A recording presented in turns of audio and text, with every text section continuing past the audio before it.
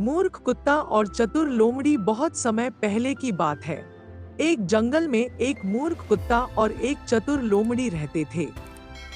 कुत्ता बहुत भोला था और हर किसी की बातों में आ जाता था, जबकि लोमड़ी बहुत चालाक और होशियार थी। एक दिन कुत्ता और लोमड़ी जंगल में घूम रहे थे। कुत्ता बहुत भूखा था और उसे खाने के लिए कुछ नहीं मिल रहा था। उसने लोमड़ी से कहा, दोस्त, मुझे बहुत भूख लगी है। क्या तुम मुझे कुछ खाने के लिए दे सकती हो? लोमड़ी ने सोचा कि क्यों न इस मौके का फायदा उठाया जाए। उसने कहा, मुझे पता है कि पास के गांव में एक किसान के पास बहुत सारा खाना है। अगर तुम मेरी बात मानोगे तो हम दोनों वहां से खाना चुरा सकते हैं। कुत्ते ने बिना सोचे समझे लोमड़ी की बात मान ली। दोनों किसान के घर की तरफ बढ़ गए। वहां पहुंचकर लोमड़ी ने कुत्ते से कहा, तुम अंदर जाओ और खाना चुरा कर ले आओ, मैं बाहर पहरा दूंगी। कुत्ता किसान के घर में घुस गया और वहां से खाना चुराने लगा। लेकिन जैसे ही उसने खाना उठाया, किसान जाग गया और कुत्ते को पकड़ लिया। कुत्ते ने डर के मारे खाना छोड़ दिया और भाग गया। बाहर आकर उसने देखा कि लोमड़ी पहले से ही वहां से भाग चुकी थी। कुत्ता समझ गया कि लोमड़ी ने उसे धोखा दिया है। वह बहुत शर्मिंदा हुआ और खुद से वादा किया कि अब से वह किसी की बातों में नहीं आएगा।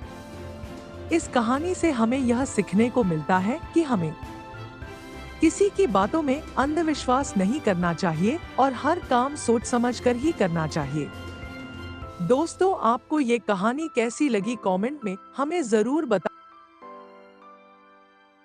कौवा और लोमड़ी। बहुत समय पहले की बात है। एक घने जंगल में एक कौवा रहता था। कौवा बहुत चालाक और मेहनती था। एक दिन उसे एक बड़ा टुकड़ा रोटी का मिला। वह बहुत खुश हुआ और रोटी को लेकर एक ऊंचे पेड़ की डाल पर जा बैठा। इसी जंगल में एक लोमड़ी भी रहती थी। लोमड़ी बहुत भूखी थी और खाने की तलाश में इधर-उधर घूम रही थी। तभी उसने देखा कि कौवा एक पेड़ पर बैठा हुआ है और उसके मुंह में रोटी का टुकड़ा है। लोमड़ी ने सोचा, अगर मैं इस कौवे को चतुराई से मूर्ख बना सकूं, तो यह रोटी का टुकड़ा मेरे पेट में होगा। लोमड़ी ने कौवे के पास जाकर कहा, नमस्ते कौवा भैया, आप कैसे हैं? कौवा ने कोई जवाब नहीं दिया क्योंकि उसके मुंह में रोटी थी। लोमड़ी ने अपनी चतुराई दिखाते हुए कहा, अरे कौवा भैया, आप कितने सुंदर और सुरीले हैं। आपकी आवाज तो इतनी मीठी है कि सारे जंगल के जानवर आपकी तारीफ करते हैं। क्या आप मेरे लिए एक सुरीला गीत गा सकते हैं? कौवा लोमड़ी की चापलूसी में आ गया। वह बहुत खुश हुआ और सोचा, यह लोमड़ी सही कह रही है। मेरी आवाज वाकई में बहुत अच्छी है। मुझे इसे एक गीत सुनाना चाहिए। जैसे ही कौवा ने गाने के लिए मुंह खोला, उसके मुंह से रोटी का टुकड़ा नीचे गिर गया। लोमड़ी ने तुरंत वह रोटी का टुकड़ा उठाया और तेजी से भाग गई। कौवा तब समझ पाया कि लोमड़ी ने उसे धोखा दिया है।